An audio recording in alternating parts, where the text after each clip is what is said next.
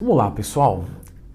Você provavelmente já viu isso, ou até mesmo você fez, e possivelmente você não sabe explicar muito bem. Alguém está ali fazendo um agachamento livre e coloca um apoio no calcanhar, sabe, uma anilhinha de meio quilo? Não existe anilhinha de meio quilo. Na academia Max Power em São Caetano do Sul tem uma anilhinha de meio quilo. Fantástico, né? Academia de marombeiro. Então, já clica no gostei, se inscreva no canal, porque realmente esse apoio pode ser um stepzinho pequeno, um saltinho, tem um saltinho de madeira, um toquinho de madeira.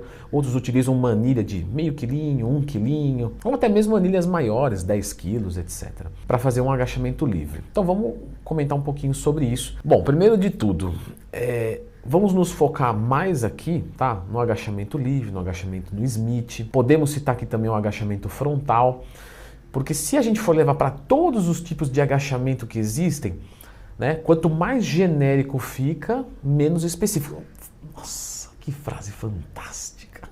Não, eu quis dizer assim, quanto mais genérico o vídeo ficar, eu vou ter que falar de maneira mais rasa. Um outro ponto para a gente, né, se fechar aqui dentro do cerco é que vamos pensar no treinamento visando mesmo a hipertrofia muscular e não, por exemplo, um treinamento de um powerlifter de força. Bom, uma das funções do quadríceps é fazer a movimentação articular do joelho. Por isso que o agachamento livre, nós temos um excelente recrutamento dessa parte frontal da coxa, que é o quadríceps. Mas o que determina a qualidade desse agachamento?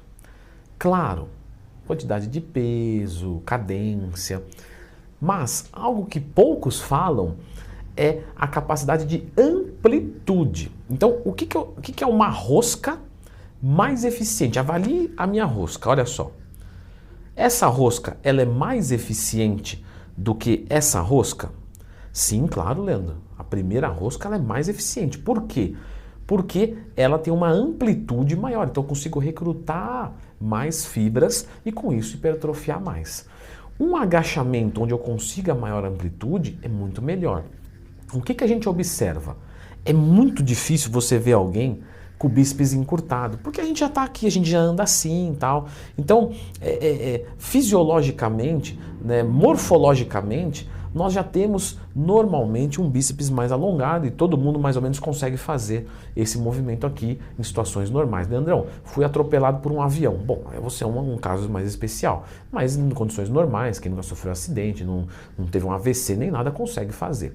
Portanto, o trabalho de flexibilidade nos bíceps, tudo bem, né? Para essa especificidade, lembra, hipertrofia e tal. Por que você está falando de bíceps num negócio de coxa? Porque sempre que eu vou explicar alguma coisa para algum aluno meu, a comparação é sempre a melhor opção. O que a gente observa muito na prática? Alunos, vou lá montar um treino para um aluno meu. Reparando no movimento, muito difícil a gente ter um bíceps encurtado, mas uma cadeia cinética posterior, normalmente, ela tem um processo de encurtamento. Então, é muito normal, por exemplo, panturrilha, o pessoal não consegue crescer porque falta flexibilidade. Porém, essa capacidade de flexionar os joelhos, ela pode ser limitada.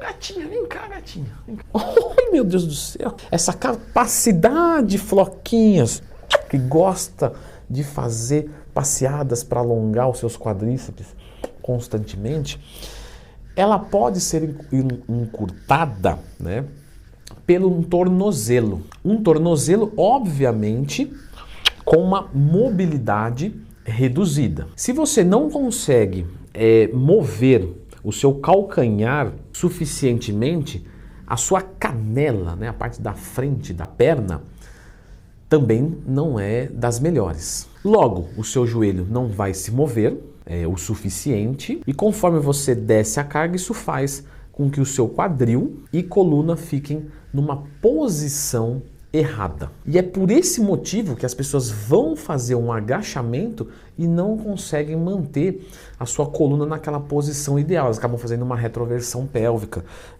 pioram essa curvatura. Ou simplesmente elas não conseguem descer até aquele ponto, mesmo... Não pode curvar, não dá. E nesse momento, o apoio do calcanhar entra em cena. Quando a gente sobe aqui, nós causamos uma aproximação articular e com isso melhoramos a nossa mobilidade. Mas vamos conversar um pouco mais sobre isso. Algumas pessoas simplesmente por ter esse apoio no calcanhar conseguem melhorar a sua postura de agachamento. E com isso você vai conseguir uma melhor capacidade hipertrófica com menos risco lesivo. Então, obviamente, Leandrão, eu devo começar a colocar embaixo do calcanhar uma anilha ou um apoio.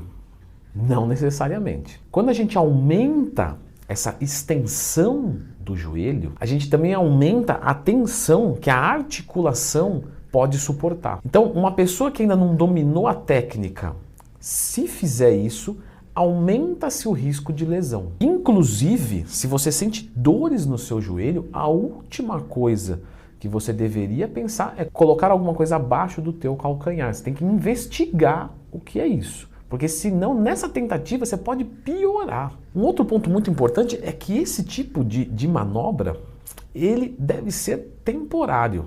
Então a gente não vai usar como uma muleta. Não, vou sempre colocar ali e pau. Não, nós devemos procurar aumentar a flexibilidade dos locais a quais nós temos necessidades. Leandrão, como é que eu sei exatamente isso? Temos que ter humildade e saber que algumas coisas nós precisamos dos nossos colegas fisioterapeutas.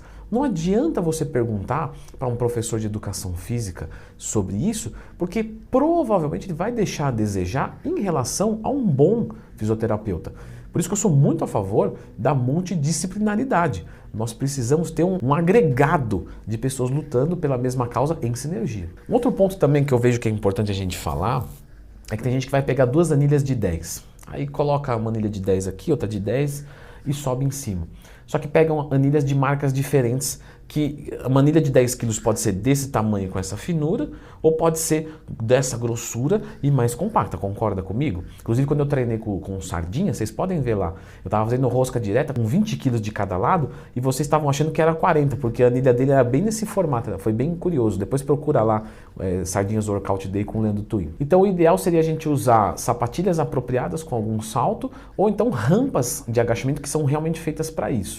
Portanto, você usar algo embaixo dos seus calcanhares ajuda realmente a trabalhar mais o quadríceps, porém você tem que tomar muito cuidado porque isso pode aumentar o risco de lesão e você tem que entender que isso deve ser visto de uma forma temporária na maior parte dos casos. Tem que melhorar a flexibilidade do seu calcanhar, da sua cadeia cinética posterior como um todo.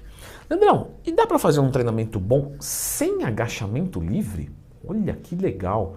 Então beleza, eu vou deixar vocês com esse vídeo aqui para vocês entenderem como um treino pode ser bom se não tem um exercício principal. Muito bem, dá uma conferida.